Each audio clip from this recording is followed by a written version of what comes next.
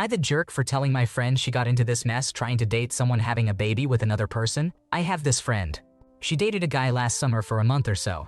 He ended it, saying it just didn't feel right or something like that. At the end of July, she wished him good luck and hoped he would find what he was looking for. Fast forward to January and she tries to text him, but the texts don't show as delivered, so she Snapchats him.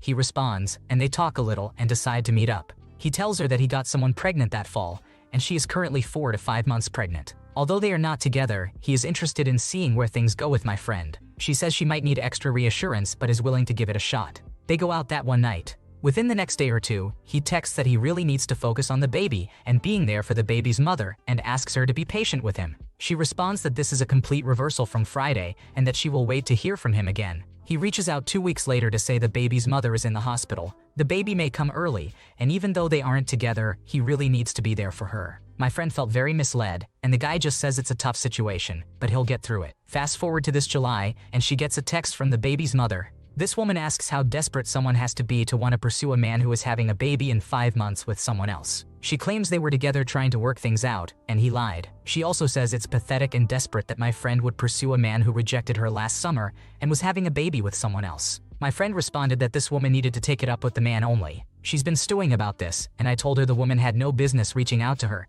especially after all this time, but she probably just found out herself. She probably has pregnancy hormones affecting her. Honestly, I also found it a little desperate to text and then Snapchat a man who said he wasn't feeling it with her last summer, and to decide to pursue a relationship with this same man who got someone else pregnant after breaking it off and having all that drama to deal with. The woman's point that it's not being supportive of other women to try to date a man having a baby with someone else is valid, and my friend kind of set herself up for drama with that. Now she's upset with me. I was just trying to say she really shouldn't pursue men like this in the future. I didn't call her desperate, but I did say I could see where the other woman was coming from. Considering my friend is a psychologist, I'm surprised she would put herself in that position and be shocked that this guy would change his mind and choose to be with his new family, the woman carrying his baby and his baby through the birth. It seems reasonable. Basically, I suggested she make better choices. Am I the asshole?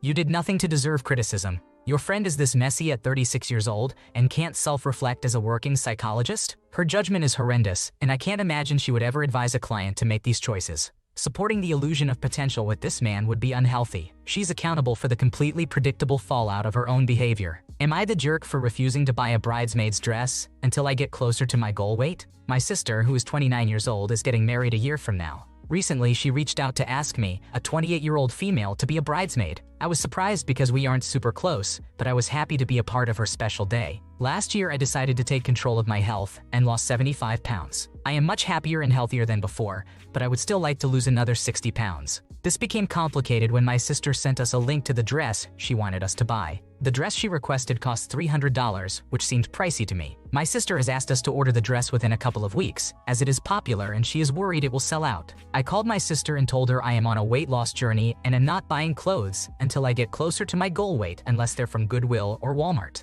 My sister seemed really upset by this and asked if I could just purchase the size I am now and have it be loose at the wedding. I told her I plan on being almost 60 pounds lighter by the wedding, so the dress will not be loose. It will literally fall off. She then asked if I could slow down my weight loss until after the wedding so the dress would fit. I told her absolutely not. I feel amazing and I am already losing at a slow and steady pace. I presented my sister with 3 solutions. I can wait to buy the dress until closer to the wedding. She can buy the dress now with her money. I can drop out of the bridal party, since she probably has people she is closer with than me anyway. My sister did not seem keen on any of these options, even removing me from the bridal party. She told me I was ruining her big day and that it is about her, not me. So why does it matter if I wear a dress that is a little loose? I hung up after that to give my sister some time to cool off, but then I got a call from my mother telling me what a horrible sister I was, and how selfish I was for not just ordering the bridesmaid's dress. She reiterated how it is my sister's day, not mine, and when I have my own wedding, I can do things exactly how I want. To be truthful, I am finally starting to feel confident and to like how I look. Before I started losing weight, I would not have cared if I wore a too loose dress because I felt unattractive anyway. Now, even though I only buy inexpensive clothes, I make sure to buy clothes that flatter me and accentuate my curves. I put a lot more effort into hair, makeup, and overall presentation. So yes, even though it is not my wedding, this will probably be the first formal event I go to after having lost weight. And I know lots of pictures will be taken. I want to look my best for these photos because I know I will look back on them and remember how hard I worked to get there. Does this make me a selfish person? There are two very reasonable options here. Buy the dress in your current size and get it tailored closer to the wedding, or buy it a couple of sizes smaller and stay on target with your weight loss. Either way, alterations are going to be necessary, so it's not a big deal to have the dress adjusted. Weight loss is unpredictable, so buying your current size or one size down and then tailoring it is a practical solution. This situation is being made overly complicated when the solution is actually quite simple. Am I the jerk for choosing my brother over my stepdad to walk me down the aisle? I am a 26-year-old female getting married and asked my 27-year-old brother if he would walk me down the aisle. He is doing it to represent our dad, who died 20 years ago. We grew up very close and have remained close as adults, and even lived together for a time during our adult years. This gesture means so much to me. However, my choice has made my stepdad unhappy, and my mom too, but my stepdad most of all. My stepdad married our mom when we were 8 and 9 years old. He couldn't have children of his own and tried very hard to fill the gap with us. My brother was totally unkind to him when we were kids, and as a result, my stepdad stopped trying with him. My brother found it insulting to our dad's memory for our stepdad to try and live out his dream of fatherhood through us. I didn't like it either, but I was the more reserved of the two of us and never yelled at my stepdad or lashed out at him. However, I never got close to him like he wanted me to. I didn't want to share my dad's space with him. I did tell him this, and he told me if I gave it enough time, I would see that he could naturally slot in. But it never happened, and he has acknowledged it before too. When I was 15, we were in family therapy, and I admitted I hadn't tried to open myself up to having another dad. I always kept him separated from the role of a parent. I don't know if I would say he accepted it, but he did give up on me after that too. That was also because I told him I would never turn against my brother, even though my brother was unkind to him. I was always respectful of him as an adult in the home. For example, if he asked or told me to do something around the house, I would. I would listen if he said no to going out or whatever. I just wasn't open to him the way he wanted me to be. My stepdad is upset that I chose my brother over him to walk me down the aisle. He is more upset that I chose my brother, someone who was really unkind to him back when we were kids and has never been sorry about it. My stepdad said of all the people I could have chosen, I went with the worst one. He claimed my choice was meant as a dig to him. I said it was an honor to my dad and to the brother I have been close with my whole life. He told me that's not what it looks like. Apparently, my mom's parents disagreed strongly with him and my mom on that. He told me that anyone who wasn't close to my dad will see it for what it really is, and I should consider that before insulting him in this way. Am I the bad individual in this situation? Your actions were justified. Your wedding, your choice, and it's not a dig at your stepdad to pick someone important for your ceremony. He knew you were a package deal when he married your mom, and that he wouldn't be the same as your real dad. He has to be okay with you not fully accepting him as a parent, and you guys have to be okay with him as a general adult in your life. If he had respected your boundaries and not pressured you to see him as a dad, he could have had a closer relationship with both of you. Am I the jerk for telling my sibling I wouldn't babysit all the children in their blended family either? My sister asked our parents if they would be able to babysit for her tonight.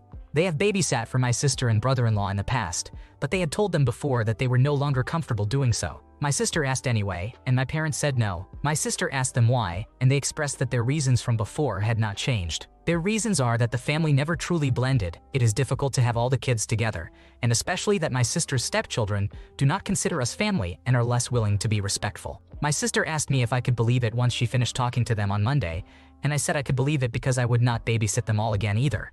She told me the kids came back so calm with me though, and I said I basically let them ignore each other, which is why, and I was focused on her two youngest, a 4-year-old male and a 2-year-old female. She told me we are all so dramatic and she cannot believe I am on our parents' side. My sister's blended family is made up of her, a 40-year-old female, her husband, a 44-year-old male, her stepchildren, a 13-year-old female and a 12-year-old male, her biological children, a 12-year-old male and a 10-year-old female, and the two youngest, a 4-year-old male and a 2-year-old female. My sister and her husband met 6 months to a year after they lost their first spouses, who were the parents of the 4 oldest children. They both attended the same support group and the same support group family days. They used those family days as time for everyone to get to know each other without saying they were dating. Even though they pushed the kids to be friends, they gravitated naturally to other kids and not their future step-siblings. And the same with not gravitating naturally to their future step-parent. When they announced they were getting married, the kids were not positive about it. They were in family therapy during the engagement and for a few months after the wedding.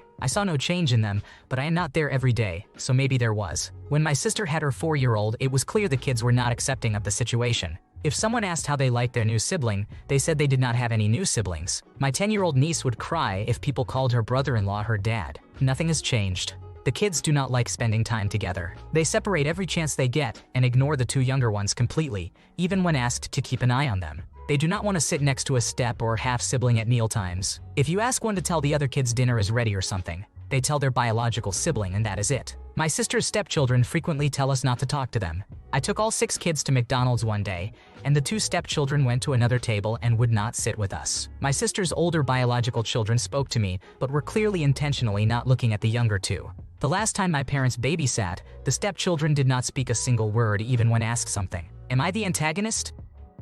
Nothing you have done here makes me think you are the jerk here. There are 6 kids, and 1 is a toddler, which is a handful for anyone. The children, especially those who have lost a parent, might have strong feelings about their remaining parent replacing their lost parent. It's crucial they get individual and family therapy to navigate these emotions properly. Am I the jerk for not inviting my ex-husband and his family to 1 out of 2 birthday parties I had for my kids? First-time poster, and it is a long one, so I apologize in advance. I have 2 children with my ex-husband. My kids' birthdays are literally 1 day apart. For birthdays, I have always done 1 party with 2 cakes and 2 different themes to make it more individualized for each child. Rewind to last year, it was birthday time. I invited friends from school, my family, my ex's family, and work friends of mine. Important context. I invited my ex-sister-in-law Jane, a fake name, and her son Parker, also a fake name. I had never met them in person as she lived multiple states away until she recently moved closer. It was an at-home birthday with rented inflatables. Everyone showed up, and it started off great until it was not.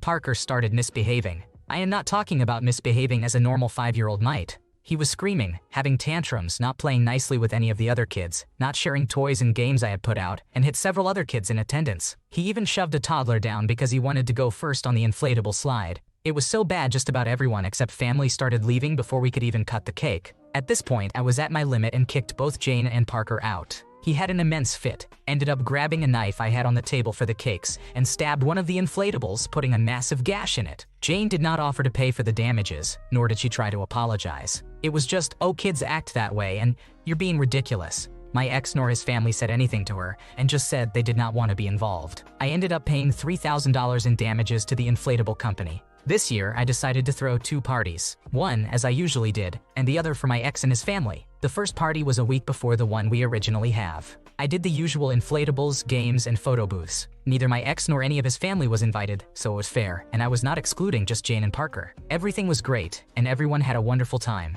The next week, we did the second party. My family and my ex's family were there. I had everything else as the other party at this one, excluding inflatables as I was not risking paying another few thousand if Parker's behavior had not changed within the last year. Everything went okay. We did have some outbursts from Parker, but no one was injured this time, so it went a lot more smoothly. It is now a couple of weeks later, and I started getting bombarded with text messages from my ex and his family saying how awful I am for throwing 2 parties, and acting as if they were too stupid to find out. I ignored it at first, but the messages continued, so I eventually started a group chat and just explained to each of them that I did what I did due to happen last year. I am still getting messages saying I am being unreasonable, so am I really in the wrong?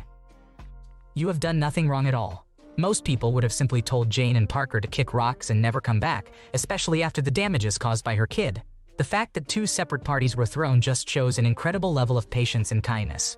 Jane and Parker are no longer invited to future events, and they should throw their own damn party with the little heathen. Am I the jerk for telling my dad he made his own mess and I'm not helping him with it? My dad is a messed up individual. He and my mom were together for 7 years, high school sweethearts and everything, when mom found out she was pregnant with me. He says he freaked out and cheated on her because he was scared of being a father. But he regretted it after the 3rd time of sleeping with this other woman and thought he could leave it behind. He proposed to my mom and she accepted.